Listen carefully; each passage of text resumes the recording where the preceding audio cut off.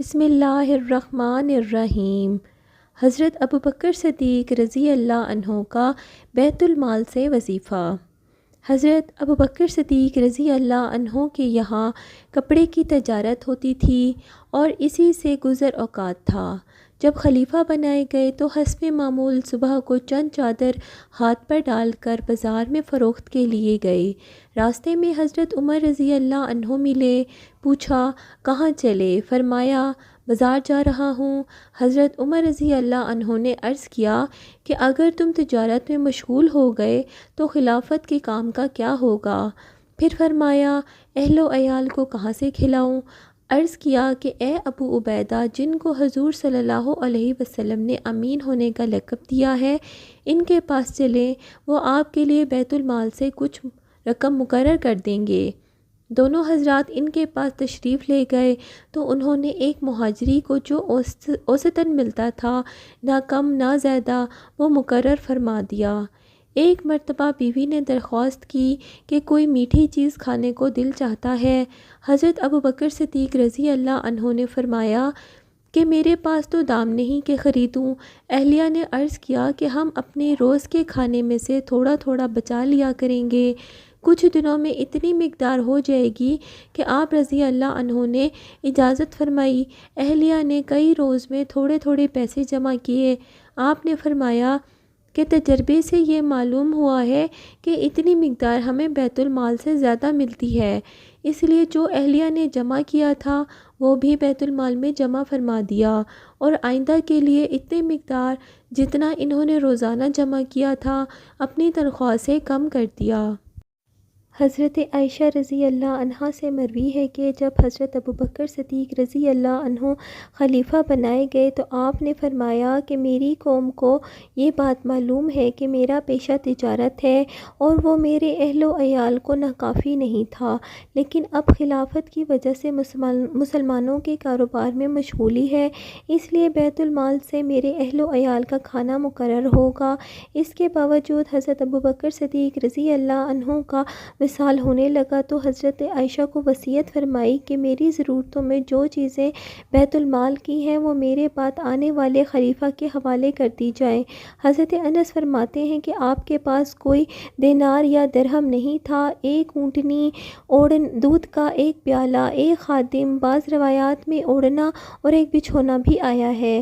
یہ اشیاء جب حضرت عمر کے پاس پہنچی تو آپ نے فرمایا اللہ ابوبکر پر رحم فرمائے کہ اپنے بعد آنے والوں کو مشقت میں ڈال گئے ہیں۔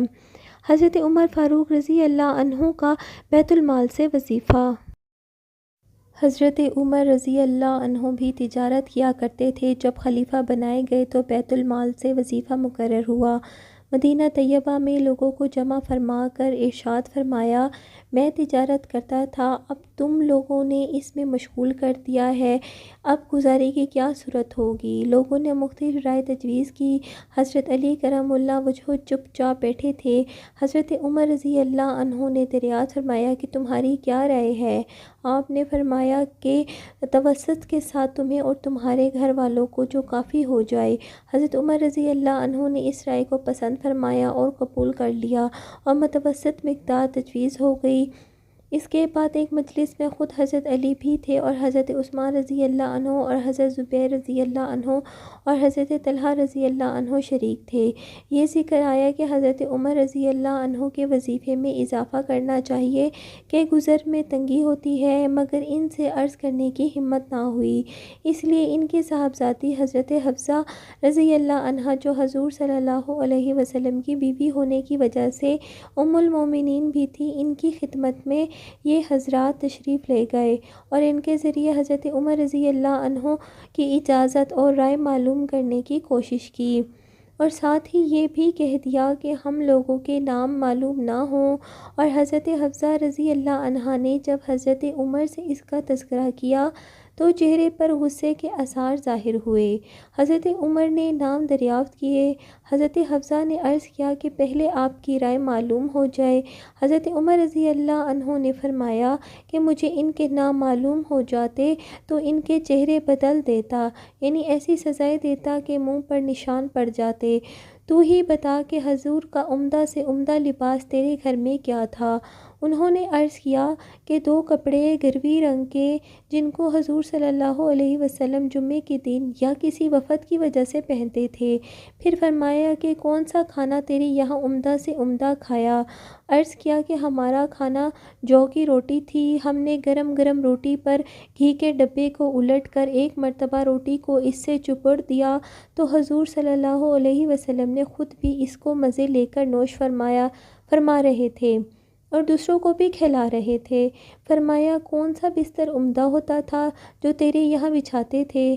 عرض کیا کہ ایک موٹا سا، گرمی میں اس کو دوہرا کر کے بچھا لیتے تھے اور سردی میں آدھے کو بچھا لیتے اور آدھی کو اوڑھ لیا کرتے تھے۔ فرمایا حفصہ ان لوگوں تک یہ بات پہنچا دے کہ حضور نے اپنے طرز عمل سے ایک اندازہ مقرر فرمایا اور آخرت پر کفایت فرما لی۔ میں بھی حضور صلی اللہ علیہ وسلم کا اتباع کروں گا۔ میری مثال اور میرے 2 ساتھی حضور صلی اللہ علیہ وسلم اور حضرت ابوبکر صدیق رضی اللہ عنہ کی مثال ان 3 شخصوں کی سی ہے جو ایک راستے پر چلے۔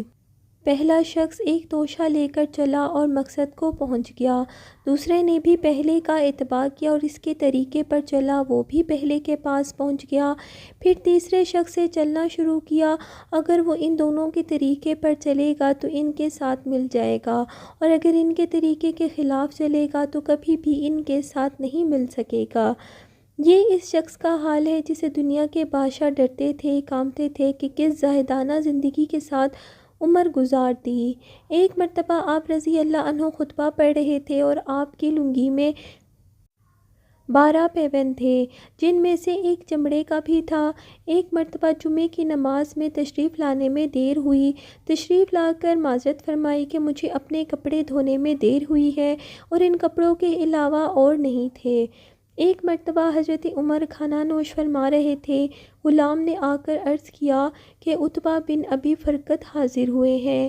آپ نے اندر آنے کی اجازت فرمائی اور کھانے کے تواضع فرمائی۔ وہ شریک ہو گئے تو ایسا موٹا کھانا تھا کہ نہ نگلا گیا۔ انہوں نے عرض کیا کہ چھنے ہوئے آٹے کا کھانا بھی تو ہو سکتا تھا۔ آپ رضی اللہ عنہ نے فرمایا کیا سب مسلمان میدا کھا سکتے ہیں؟ عرض کیا سب تو نہیں کھا سکتے۔ فرمایا کہ افسوس تم یہ چاہتے ہو کہ میں اپنی ساری لذتیں دنیا میں ہی ختم کر دوں۔ حضور صلی اللہ علیہ وسلم کا صحابہ رضی اللہ عنہ سے 2 شخصوں کے بارے میں سوال۔ نبی اکرم صلی اللہ علیہ وسلم کی خدمت میں کچھ لوگ حاضر تھے۔ ایک شخص سامنے سے گزرا۔ حضور صلی اللہ علیہ وسلم نے دریافت فرمایا تم لوگوں کو یہ شخص کے بارے میں کیا رائے رکھتے ہو؟